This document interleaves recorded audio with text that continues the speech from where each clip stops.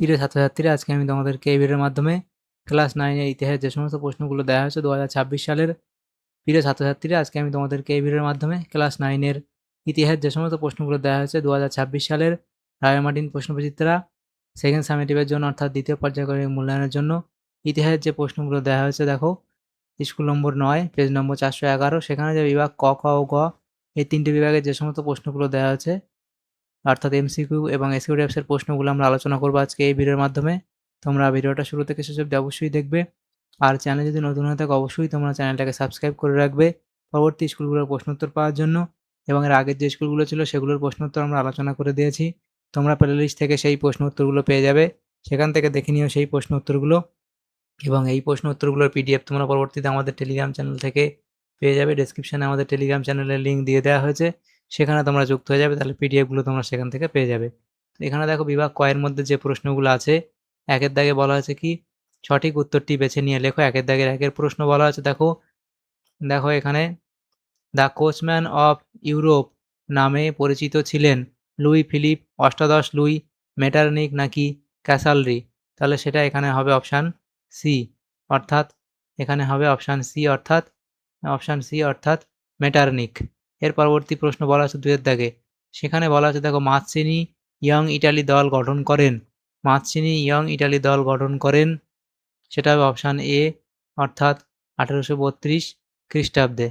এর পরবর্তী প্রশ্ন দেখো দেওয়া হয়েছে, তো এই প্রশ্নটা একবার তোমরা তোমাদের ক্লাস শেয়ার থেকে দেখে নিও। পরবর্তী প্রশ্ন 3-এর দাগে বলা হয়েছে দেখো, ভিয়েনা সম্মেলনে যোগদানকারী ইংরেজ প্রতিনিধি ছিলেন, ভিয়েনা সম্মেলনে যোগদানকারী ইংরেজ প্রতিনিধি ছিলেন, তাহলে এখানে হবে কি, এখানে অপশান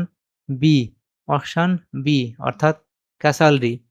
এর পরবর্তী যে প্রশ্ন সেখানে বলা আছে দেখো 4-এর দাগের প্রশ্ন, ফ্রান্সের শিল্পায়নে কার্যকরী পদক্ষেপ নিয়েছিলেন তৃতীয় Napoleon, Luis Philip, Napoleon Bonaparte নাকি দশম চার্লস?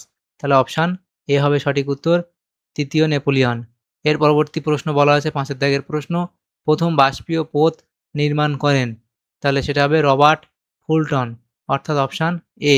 পরবর্তী প্রশ্ন 6-এর দাগে কি বলা হয়েছে, কমিউনিস্ট লীগ গঠন করেন, কমিউনিস্ট লীগ গঠন করেন, তাহলে এখানে কে হবে, এখানে হবে কার্ল মার্কস ও ফ্রেডরিক এঙ্গেলস। এর পরবর্তী প্রশ্ন বলা আছে দেখো 7-এর দাগের প্রশ্ন, স্ক্রাপ পত্রিকাটি প্রকাশ করেন, তাহলে সেটা হবে অপশান ডি, অর্থাৎ এখানে হবে লেনিন। তার পরবর্তী প্রশ্ন 8-এর দাগের প্রশ্ন, 8-এর দাগের প্রশ্ন তো এখানে বলা হয়েছে কি বলশেভিক দল রাশিয়ায় রাষ্ট্র ক্ষমতা দখল করেন, তাহলে এটা কত 1917 খ্রিস্টাব্দে 7 নভেম্বর 1917 খ্রিস্টাব্দে 1917 খ্রিস্টাব্দে 7 নভেম্বর, তাহলে 1917 খ্রিস্টাব্দে 1917 খ্রিস্টাব্দে 7 নভেম্বর। এর পরবর্তী যে প্রশ্নগুলো আছে দেখো, তাহলে এখানে এমসিকিউ টাইপ প্রশ্নগুলো হলো। এর পরবর্তী যে প্রশ্নগুলো আছে দেখো বলা আছে বিভাগ ক্ষয়ের মধ্যে, সেই বিভাগ ক্ষয়ের মধ্যে যে প্রশ্নগুলো আছে দেখো বলা আছে 2-এর দাগের প্রশ্ন, 2-এর দাগে বলা আছে নিম্নলিখিত প্রশ্নগুলির উত্তর দাও। এখানে 2-এর দাগের এতে কি বলা আছে দেখো, একটি বাক্যে উত্তর দাও। 2-এর দাগের এর 1 বলা আছে দেখো, ফ্রান্সে কারখানা আইন কবে পাস হয়, ফ্রান্সে কারখানা আইন কবে পাস হয়? তাহলে এখানে তোমরা লিখবে এটা যে 1841 খ্রিস্টাব্দে, তাহলে লিখবে 1841 খ্রিস্টাব্দে, 1841 খ্রিস্টাব্দে। এর পরবর্তী যে প্রশ্ন দেখো কি বলা হয়েছে দেখো, পরবর্তী প্রশ্ন বলা হয়েছে দেখো 2-এর দাগের প্রশ্ন দেখো কি বলা হয়েছে, কোন যুদ্ধকে 7 সপ্তাহের যুদ্ধ বলা হয়? তাহলে কি লিখবে, এখানে তোমরা লিখবে 1866 খ্রিস্টাব্দের 1866 খ্রিস্টাব্দের অস্ট্রো 1866 খ্রিস্টাব্দের অস্ট্রো প্রুশিয়া যুদ্ধকে, 1866 খ্রিস্টাব্দের অস্ট্রো অস্ট্রো প্রুশিয়া যুদ্ধকে, অস্ট্রো প্রুশিয়া যুদ্ধকে। 3-এর দাগের প্রশ্ন বলা হয়েছে দেখো, কার নেতৃত্বে আন্তর্জাতিক আফ্রিকা সভা গঠিত হয়? তাহলে এখানে তোমরা লিখবে যে বেলজিয়ামের রাজা দ্বিতীয় লিওপোল্ডের নেতৃত্বে, লিখবে বেলজিয়ামের রাজা বেলজিয়ামের রাজা বেলজিয়ামের রাজা দ্বিতীয় লিওপোল্ডের নেতৃত্বে, দ্বিতীয় বেলজিয়ামের রাজা দ্বিতীয় লিওপোল্ডের নেতৃত্বে। এর পরবর্তী প্রশ্ন দেখো বিয়ের দাগে কি বলা হয়েছে, সত্য বা মিথ্যা নির্ণয় করো।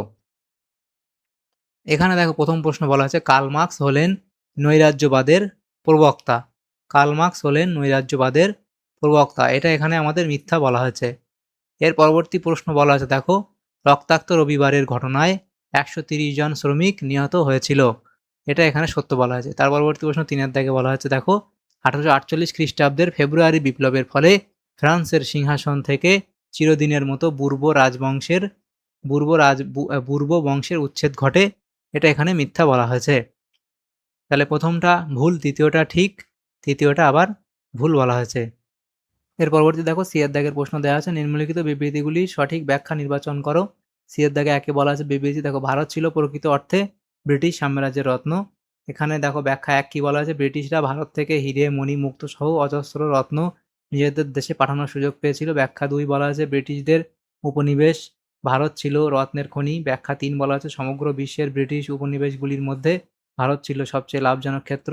তো এই প্রশ্ন উত্তরটা তোমরা তোমাদের ক্লাস টিচার থেকে জেনে নেবে, কারো জানা থাকলে কমেন্ট বক্সে কমেন্ট করবে। 2-এর দাগের প্রশ্ন বলা আছে দেখো বিবৃতি উগ্র জাতীয়তাবাদ ইউরোপে জাতিগত বৈরিতার সৃষ্টি করে। এখানে তোমাদের যে ব্যাখ্যাটা সৃষ্টি হবে সেটা ব্যাখ্যাটা সঠিক হবে, সেটা হচ্ছে 1 ইউরোপের প্রতিটি জাতি নিজের দেশ ও জাতিকে সর্বশ্রেষ্ঠ বলে মনে করত। এর পরবর্তী যে প্রশ্নটা আছে এই প্রশ্নটা তোমরা তোমাদের ক্লাস থেকে একবার দেখে নিও। পরবর্তী যে প্রশ্নগুলো আছে দেখো বলা আছে বিভাগ গ, সেখানে আছে 3-এর দাগের প্রশ্ন, নিচের প্রশ্নগুলি 2-3টি বাক্যে উত্তর দাও। তাহলে এখানে 4 নম্বর করে 2 নম্বর করে দেওয়া হয়েছে, 4টি প্রশ্ন উত্তর করতে হবে। এখানে 6টা প্রশ্ন আছে, আমরা 6টা প্রশ্নের উত্তর আলোচনা আমরা করব। তো 3-এর দাগের 1-এর প্রশ্ন, 3-এর দাগের 1-এর প্রশ্ন এখানে বলা আছে দেখো কবে কাদের মধ্যে ভিল্লা ফ্রাঙ্কার সন্ধি স্বাক্ষরিত হয় সেটাই অবধি লিখবে। এর পরবর্তী প্রশ্ন হেটাইরিকা ফিলিকে কি। এর পরবর্তী প্রশ্ন ফ্রান্সে শিল্প বিপ্লবে তৃতীয় নেপোলিয়নের কি অবদান ছিল। তার পরবর্তী প্রশ্ন দেখো চীনা তরমুজের ভাগ বাঁটোয়ারা বলতে কি বোঝো। এর পরবর্তী প্রশ্ন কবে কার উদ্যোগে কমিটার্ন প্রতিষ্ঠিত হয়, এটা অবধি লিখবে। পরবর্তী প্রশ্ন এখানে অবধি তোমরা লিখে দেবে। পরবর্তী প্রশ্ন দেখো বলা আছে স্পেনের গৃহযুদ্ধকে ক্ষুদ্র বিশ্বযুদ্ধ বলা হয় কেন, সেটা অবধি লিখবে, এই অবধি লিখে দেবে তোমরা। তাহলে এখানে যে প্রশ্নগুলো ছিল বিভাগ ক, খ এবং গ এর মধ্যে সেগুলো আমরা আলোচনা করলাম আজকে এই ভিডিওর মাধ্যমে। ক্লাস 8-এ ক্লাস 9-এর যে প্রশ্নগুলো ছিল 9 নম্বর স্কুল ইতিহাসে সেকেন্ড সামেটিভের জন্য বিভাগ ক, খ এবং গ এর মধ্যে সেগুলো আলোচনা করলাম আজকে আমরা এই ভিডিওর মাধ্যমে। তোমাদের যদি সামান্যতম উপকার এসে থাকে ভিডিওটা অবশ্যই একটা লাইক করবে এবং বেশি বেশি করে বন্ধুদের সাথে শেয়ার করবে। আর পরবর্তী যে স্কুলগুলো আছে সেগুলোর প্রশ্ন উত্তর পাওয়ার জন্য অবশ্যই তোমরা আমাদের চ্যানেলটাকে সাবস্ক্রাইব করে রাখবে। Thank you, thanks for watching.